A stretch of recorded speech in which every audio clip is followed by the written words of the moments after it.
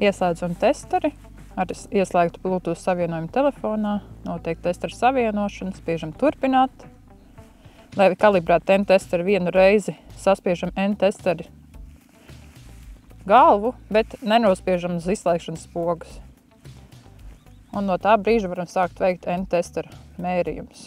Izvēlamies pilnībā attīstījušos augu lapu. Tas nozīmē, ka mēs izvēlamies augu lapu tā, kas jau ir atrisinājusies pilnībā līdz galam, un uz šīs lapas veicam mērījumus tā, lai vidējā dzīsla būtu šeit pa vidu. Un veicam mērījumu. Visi mērījumi automātiski aiziet uz vietālruni. Un šādi turpinam 30 reizes.